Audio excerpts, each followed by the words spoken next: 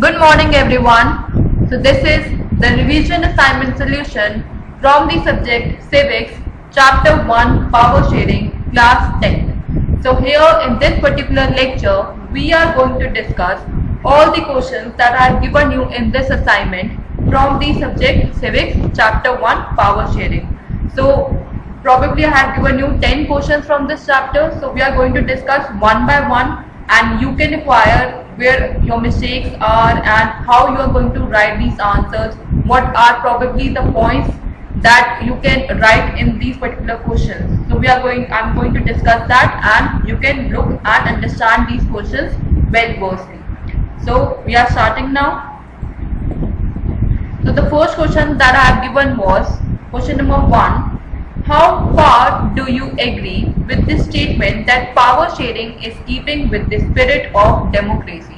So, do you agree with this statement or not? Firstly, the question is asking that power sharing is keeping with the spirit of democracy.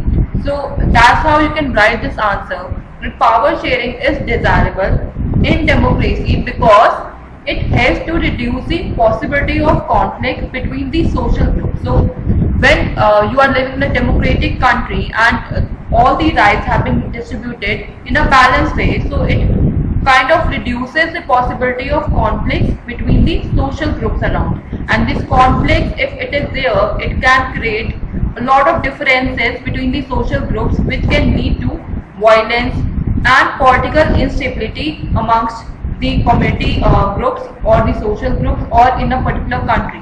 So the power sharing is a kind of a good way to ensure the stability of political order here, and imposing the will of majority community over others in the long run may undermine the unity of the nation. So if you are giving all the particular main rights and rules and imposing the will according to the majority community over the others in a one particular country, in the long run you will see that there you can find the undermine of the unity of the nation. So you will see that the unity of the nation is getting into worse situations.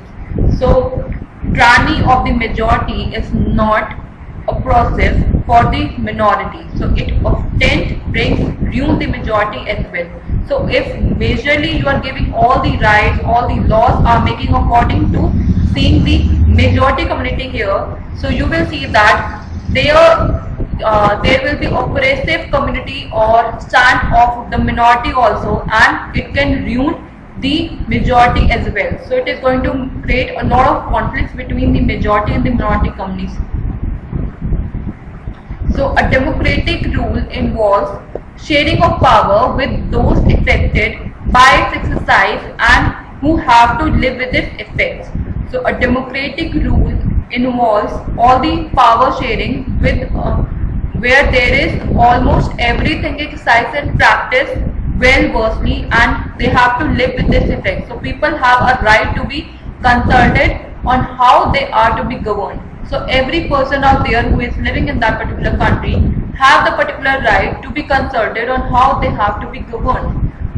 Legitimate government is one where citizens through participation acquire a stake in the system, and traditional reasons stress that power sharing brings out better outcome, whereas moral reasons emphasize the act of power sharing as valuable.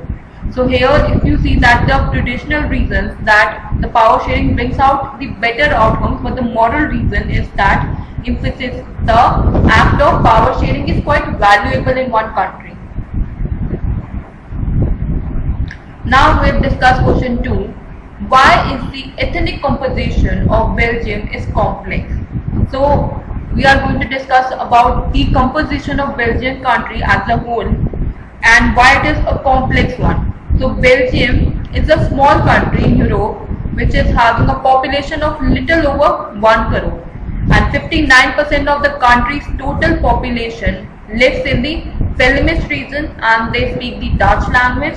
Another 40% people live in the Wallonia region and speak French, and remaining 1% of the Belgians speak German. So that's the composition of the Belgian one. Then there's the capital of Belgium, that is Brussels. So whereas in the Belgian capital Brussels, 80% of the people who are the population is speaking French, and 20% is the Dutch speaking. So if you see the composition of the entire Belgian country, including this capital, is quite complex, because there are a number of different communities, number of different people who are speaking different languages in different particular regions. So that's how it becomes a little complex one. Now question number 3. How is Belgium's power sharing path different from any other country here? So you have to tell why Belgium's power sharing path has been different from any other country here. So here the power sharing arrangements made by the Belgian leaders were different and more innovative than any other country can see. So here if you see that the power sharing arrangement that the Belgian leaders have acquired in their government system, it is quite different and it is very innovative than any other country can ever have. So to encourage the existence of regional differences and cultural diversities, they amended their constitution 4 times between 1970 and 1993. So basically in this particular period they have amended their constitution 4 times and reversed it according to the current situation of their country. So where they have recognized every differences between all the communities that they are having, they have recognized all the cultural diversities that each and every region and language is having, and according to that they have made a constitution where the major elements of Belgian model are: first, the constitution prescribes that the number of Dutch and French speaking ministers shall be equal in the central government, and no single community can take decisions unilaterally. So here they say that they are in the central government they have equal number of Dutch speaking members and equal number of French speaking ministers. So there is no single community that can take decisions as an individually. They have to combinedly take the decision for their country. And then the state government are not subordinate to the central government. So here the central government have their own power and they are not answerable or subordinate to the central government in Belgium. Then Brussels, the capital, has their own separate government where both the communities have equal representation. So Brussels also is the capital of Belgium. They have their separate government, so they are not entitled to state or central government here. They have their own government where both the communities have equal representation. Then there is the third kind of government they have made, which is the community government. And a community government is elected by the people belonging to one language community, Dutch, French and German speaking, and no matter where they live, this government can decide on cultural, educational and language related issues. So it is far away from all the central government or state government. They have their own rights over decisions specifically on cultural, educational and language related issues. So they have their own representatives in every region, like they have representatives from Dutch, French and German speaking members. Question number 4. So here you have to define the term ethnic. You have to describe what does ethnic mean. So ethnic is a kind of a social division that is based on shared culture and common descent, and people belonging to an ethnic group need not to have the same religion or nationality. So here it means that if there is any social division between any of particular who are being from the same religion or nationality, but they are sharing the same culture and common concern with each other.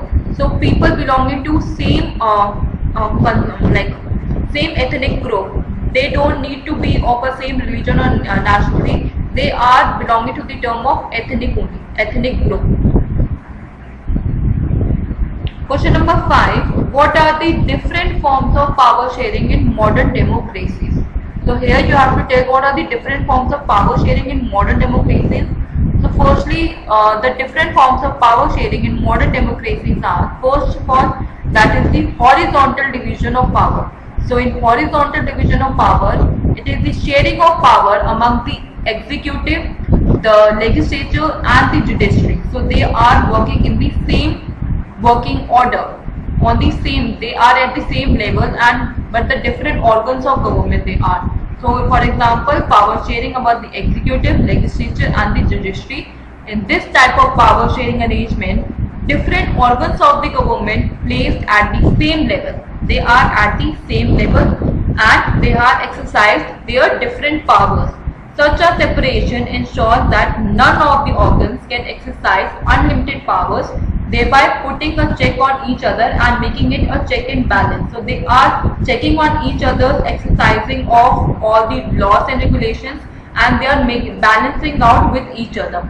So that's what we call horizontal division of power as check and balance, check and balance also. Now the second one is the vertical division of power. So in vertical division of power, it is a system of power sharing among governments at different levels. So here they work at different levels. For example, a general government for the entire country and governments at provincial or regional levels in India, we refer to it as the central government, state government, municipality, gram panchayat, etc. So they are working at their different levels. So mainly also they are working under the central government, then it comes state government, municipalities, and then gram panchayat, which we call it as local government. So the constitution lies down the power at different levels of government here. So major authorities having by the central government, then they transfer it to state government, then to municipalities and to this local government. Now the division of power among different social groups. So power can also be shared among different groups which differ socially, like different religion and linguistic groups are there.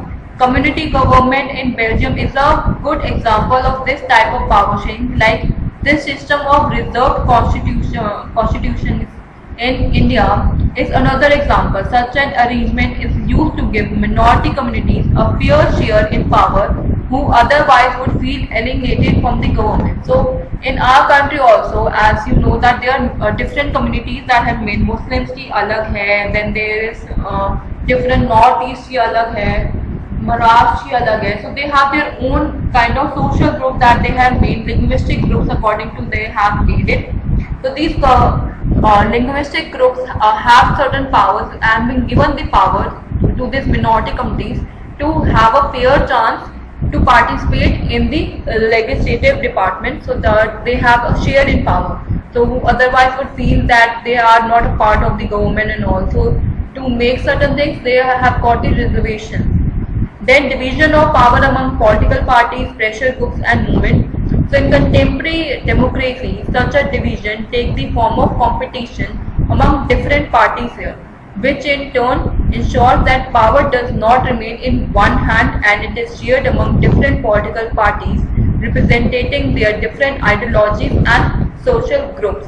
So here different parties have the power to share what their perspective is for their communities, and they can share amongst with each other. So they have certain right and they have certain power to share their ideologies amongst each other in different either they can be from these political parties or from these social groups. Now question number 6. State one traditional reason and one moral reason for power sharing with an example from the Indian context.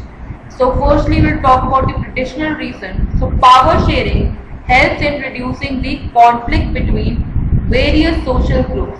Hence power sharing is necessary for maintaining social harmony and peace. Like in India, seats are reserved for the weaker sections of society, and you can take the example of reservation of seats for scheduled castes or scheduled tribes, SC or ST. This allows the weaker section also to participate in the running of the government, so that they should not feel aligned or they should not feel that they are the minority community and we are not giving them any sort of right. Then moral reason, it upholds the spirit of democracy.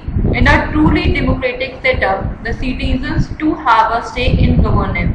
Like in India, the citizens can come together to debate and criticize the policies and decisions of the government, and this in return puts pressure on the government to rethink its policies and reconsider its decisions. Now question number 7 was, which are the countries that have a federal division of power? Name any two. So basically the countries that have the federal division of power, one is Belgium and the another is India. You just have to name it, you don't have to explain this thing. Now we are going to talk about question number 8. Compare the different ways in which the Belgians and the Sri Lankans have dealt with the problem of cultural diversity. So both Belgium and Sri Lanka are democracies, yet they have dealt with the problem of cultural diversity very differently.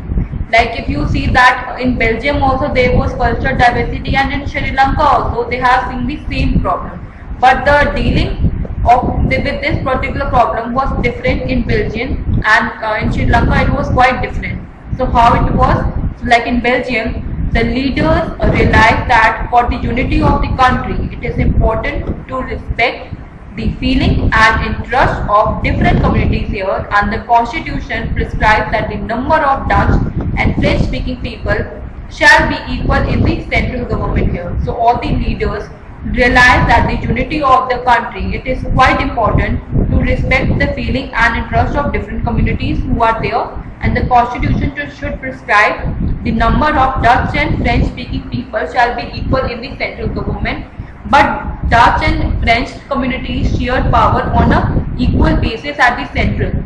Along with that, in the state government, both communities have a third kind of government, which is called the community government, which decides on cultural, educational and language related issues. And between 1970 and 1993, the constitution was amended 4 times to enable all the linguistic groups to live together within the same country. So here there was no any partition was there amongst the communities, and they wanted to that everyone should stay together, live together within the same country, and they have given them all the rights and authorities to every community there, so that they can live with peace and harmony in their own country. Now, likewise in Sri Lanka, if we talk about, so in Sri Lanka there are 2 major communities, the Sinhalese speaking, which are the 74%, and the Tamil speaking, which is the 18%. So the majority community, the Sinhala community, they have forced their domination over the Tamils and refusing to share power there. So here they haven't given any power to the Tamil one because they were the minority one, and they have taken the majority community have taken all the laws, all the rules and regulations, all the power have been stated to their own community. So both communities have lived in tension, as the Sinhalese have denied political, educational, regional, employment and economic rights to the Tamils, leading to civil war. So here these communities have been lived in tension.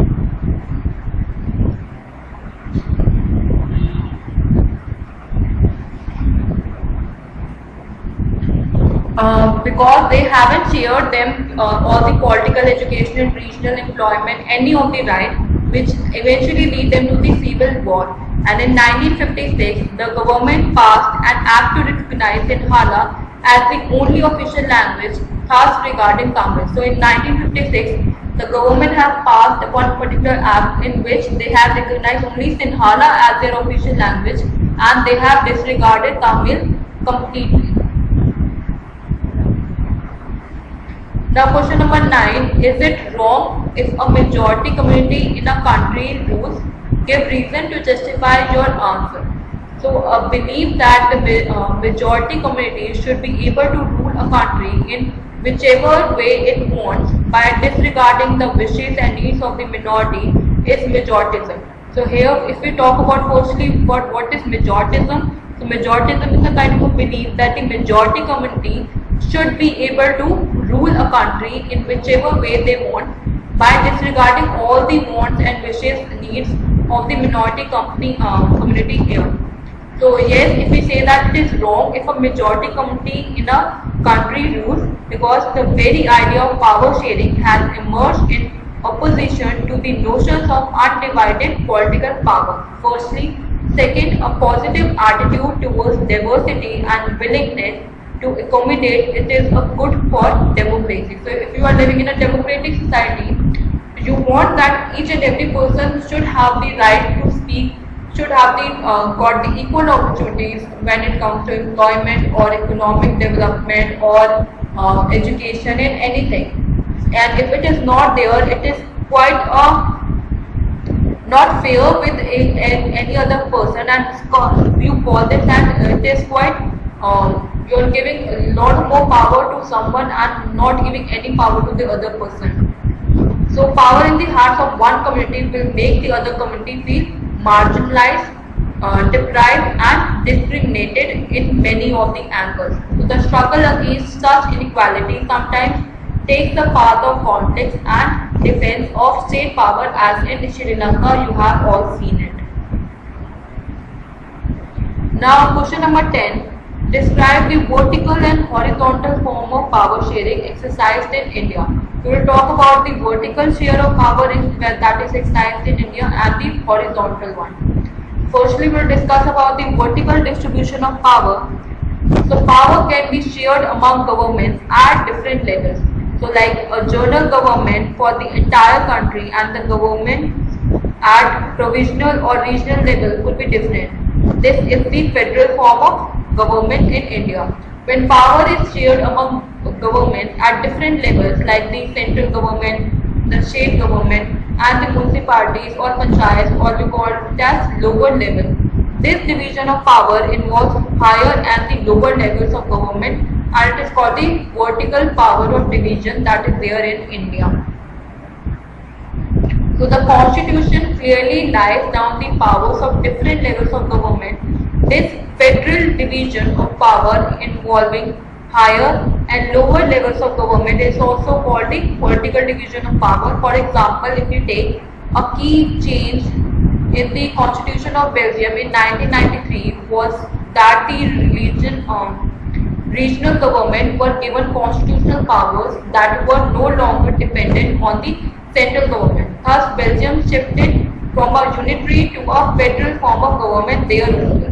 So here they have taken, we have taken the example of from the Belgium also, that in Belgium in 1993 there was a regional government where they have given all the constitutional powers to everybody, and there were there is no one single power that been shared by the central government. So they are the one कि उन्होंने अपनी सारी power distribute कर दी थी. So at one point the Belgium shifted from its unitary to the federal form of government here.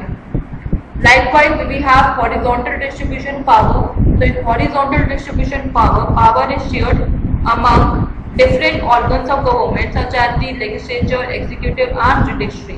So this is the horizontal distribution of power, and it ensures that power is shared among different organs of government, the legislature, executive and judiciary, and it allows different organs of government placed at the same level to exercise their different powers. Like in a democracy, ministers and government officials exercise power. They are responsible to the parliament or state assemblies, and their judge appointed by the executive can check the functioning of executive or law made by the legislature here. And the horizontal distribution of power is also called a system of checks and balances. So this system ensures that none of the organ can exercise unlimited power, and each organ checks on the another organ. So this result is a balance of power among various institutions. So for example, like in India, the judiciary has an independent status. The Supreme Court is the epic court of justice. The Parliament is the legislative body where the laws governing the country are made, and the executive is the implementing body here. So here all the three are working at different organs but at the same level.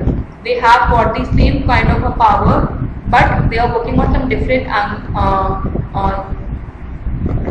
organs, and they have the empowerment to check on each other. If something went wrong, they can reverse back their laws and they can reverse back their actions if there something went wrong and if something is not balanced. So this is whole as the revision assignment solution. If you have still queries, you can ask me the doubt session from this chapter. If there is nothing, we can move forward to the next chapter from this particular subject, that is civics, and we will take federalism after that. So if you have no queries, if you have doubts, still it is there. You can ask me anytime in the doubt session class, or personally also you can ask me. So that's it. Thank you so much everyone, and just take care of yourself.